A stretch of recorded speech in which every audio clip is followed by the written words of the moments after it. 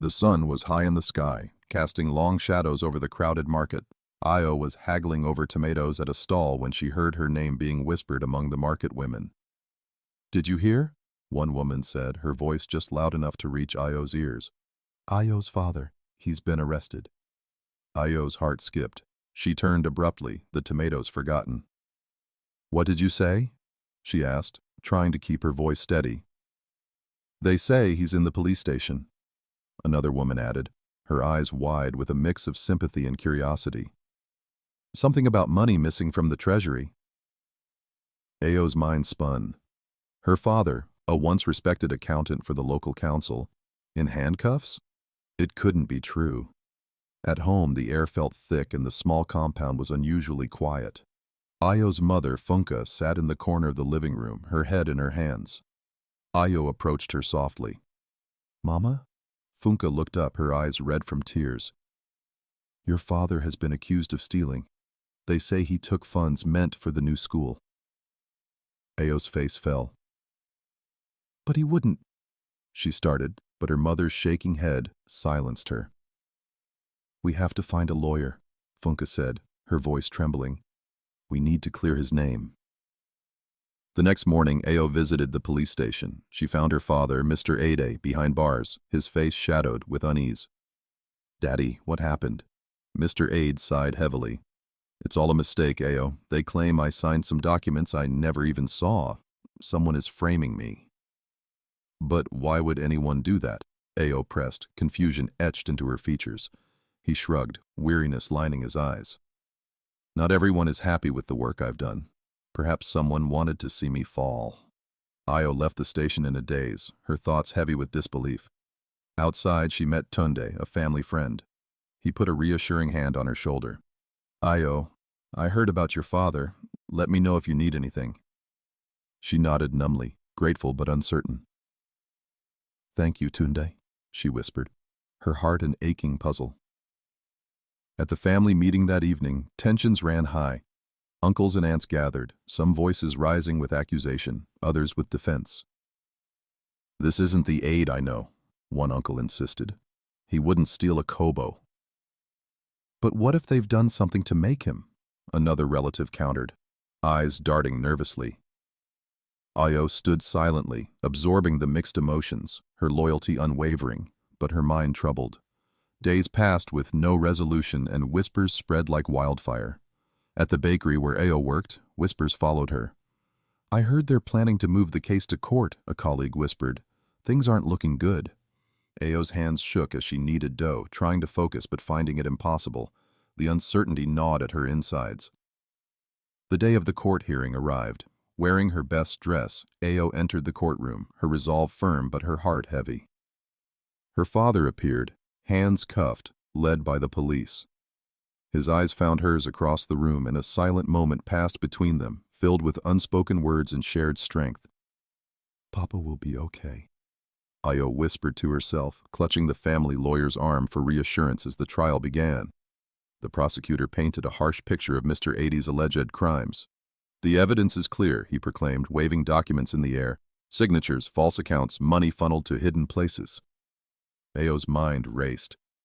"Those aren't my father's signatures," she whispered to the lawyer, a glimmer of hope sparking in her eyes. There had to be a mistake. There just had to be. Throughout the trial, the air was tense. Witnesses took the stand, delivering rehearsed lines that painted Mr. Ade in ever darker shades. Io's nails dug into her palms, frustration and fear mounting with each testimony. During a brief recess, she approached her father. "Daddy, we'll find the truth, I promise," she said quietly, knowing the words were as much a wish as a promise. Mr. Ade nodded, forced hope in his eyes. "I trust you, Ao." As days became weeks, Ao juggled work, home, and the endless pursuit of truth. She searched for clues, anything that might clear her father's name. One evening, she discovered an anonymous letter slipped under their door. It was simple but chilling in its implications. "Look at the signatures closely. Not all is as it seems." The next session in court opened with high anticipation. The defense lawyer, armed with the mysterious letter, called an expert to testify on the forged signatures. Eyebrows raised as the expert demonstrated how the signatures had been cleverly altered. The slight tilts, the hasty strokes, unlike Mr. Ade's usual careful script. Mr. Ade's lawyer ended with confidence. These signatures are not the work of my client. I urge the court to consider this crucial evidence. The mood in the courtroom shifted. A new light, a potential path to the truth, seemed to emerge. Io watched with bated breath, heart hammering in her chest. This was the break they needed. The judge, a stern woman with eyes that had seen many deceptions, looked at the evidence anew. We will adjourn to consider this further. After the adjournment, Io and her family gathered outside the courtroom. The whispers continued like the persistent buzz of flies, but Io felt a new strength in her bones. Tunde approached, offering a supportive nod. Don't give up hope, Io. We are all behind you. Io smiled faintly, feeling the community's silent strength behind her, even as doubt shadowed her steps. The trial resumed with fervor. As arguments unfolded, Io saw the prosecutor falter, the foundations of his case beginning to crack. Her heart leapt with cautious optimism. Witnesses were recalled, contradictions were uncovered, and the once tight narrative loosened its grip. As the judge prepared to render her verdict, the air was thick with anticipation. Io's hands were clammy, her breath shallow, her eyes fixed on her father. The judge took a long pause, scanning the courtroom. In light of new evidence, she began, I must reassess the charges against Mr. Ade. Io held her breath as the judge continued. We have found sufficient discrepancies to cast this case in doubt. The charges are to be dropped pending further investigation. The courtroom erupted in mixed reactions. Io's knees trembled, relief pouring in as tears spilled down her cheeks. But as the handcuffs were removed from her father's wrists, a thought lurked at the edge of her mind. Who set this up, and why? Who would do this to their family? The question hung heavily, demanding answers as the family embraced in cautious triumph, knowing the real battle had just begun. As the joy of the courtroom announcement settled into the background, Io's mind was still swirling with suspicion. Their father was free, but her heart remained heavy with the looming question of who had orchestrated this painful ordeal. She knew she had to find the truth, for their family's honor and for her own peace. Tunde, she found herself saying as they walked out together, I need your help to dig deeper. We need to uncover the real culprit.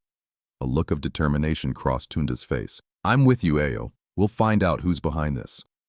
That night, as the family gathered in their modest living room, relief mingled with the remaining tension. Funke, Io's mother, clasped her husband's hand tightly, her eyes reflecting years of worry and love. Io, Mr. Ade began, his voice steady but weary. We cannot rest until we know who did this. But I don't want us to let anger consume us. Yes, Papa, Io replied. Though fire still burned in her eyes, she couldn't ignore the feeling of betrayal that refused to leave her chest. The following day, Io and Tunde visited the council office, seeking any clues that might point to the person who had forged her father's signature. They spoke with clerks and examined records, piecing together a pattern of deceit that slowly began to reveal itself. And then it happened. A whispered conversation reached their ears and names were mentioned. Ade returns, eh? Wonder if Bayo's feeling nervous now that it didn't work, one clerk said to another. Io's pulse quickened. Bayo, her father's colleague? Jealousy, she thought. It must be envy. As the truth pieced together, she confronted Bayo. Why did you do it? Ayo's voice was steady, though it shook with unspent rage. Bayo feigned innocence, but the guilt in his eyes revealed what words could not. I needed the promotion. I thought if Ade was out of the way, I would finally get my chance. Ayo's fists clenched, but she stood her ground. You nearly destroyed my family for ambition? We trusted you. Returning home, Ayo relayed everything to her family. The house was silent, except for the occasional sob from Funke. They set me up for their own gain, Mr. Ade murmured, shaking his head. The realization cut deep, the betrayal from a close confidant stinging harder than anything. It should have been relief that filled the room, yet guilt and anger lingered around everyone like an unwelcome guest. Days trudged forward, with Bayo's confession spreading through the town. Back at the bakery, a quiet shame hung over Io as she worked. Whispers continued, but now they held the bitterness of those who realized they'd been quick to judge. While mixing dough one morning, a customer approached her, an elderly woman from her church. Io, she spoke with gentle authority. What you've been through would wound anyone, but you can't let this bitterness take root. Ayo said nothing, her stubborn pride still raw. But the woman's words lingered. That evening, during a quiet dinner, Funka spoke softly, breaking the silence that had become a norm. We must forgive, she said quietly, drawing the eyes of her family to her. Not for them, but for us. This hatred, it will eat at us. Mr. Ade's expression was solemn as he listened. I have been praying, he confessed, asking God for strength to release this burden. But how? Ayo asked, frustration and sorrow interwoven. How do we let go?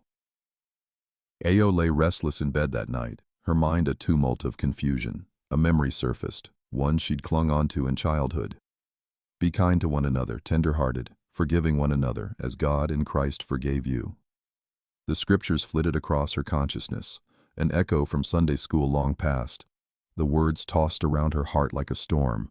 The betrayal was deep, but the call for forgiveness stood taller. Meeting Tunde at the river the next afternoon, Ayo's resolve had shifted. We need to do something different, she told him, determination brimming in her voice. Tunde nodded, sensing the change in her. You've chosen what is right, Ayo. It's not easy, but it's brave. Together, they prayed by the riverside, a first in many years for Ayo. Her whispered words cracked with emotion as she asked for the strength to forgive, not just Bayo, but herself for harboring such anger. Back at home, Ayo approached her father gently. Papa, I want us to forgive him. I don't want this to define who we become. Mr. Ade regarded his daughter with teary eyes, pride swelling in his chest. God has indeed worked through you, my child.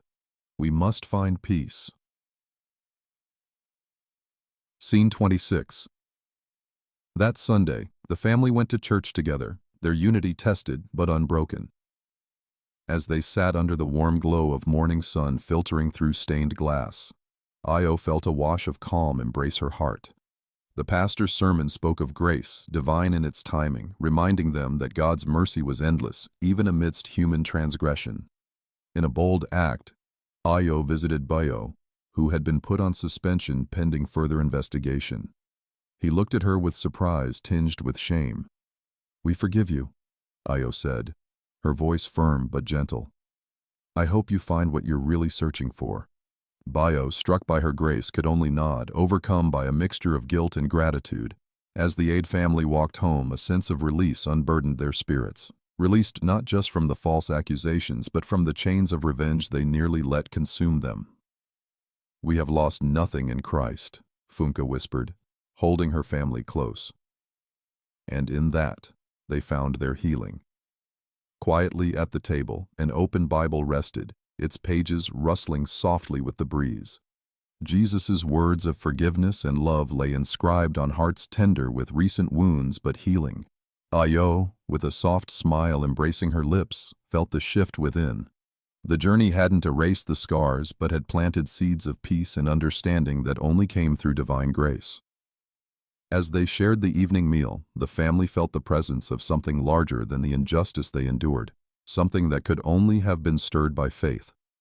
The story of pain turned into one of redemption, and Ayo knew this story, though marred by adversity, would be told through generations as one where faith triumphed and grace prevailed. The lesson was clear, silent but resonant. Forgiveness isn't weakness, it's warfare. Thank you so much for listening to this intriguing story. I hope it touched you or taught you something. For more stories like this, don't forget to like, share, and subscribe to the page. And guys, if you'd like to see a part 2, or you have thoughts on what happened, let me know in the comments below. I'd love to hear from you. See you in the next story.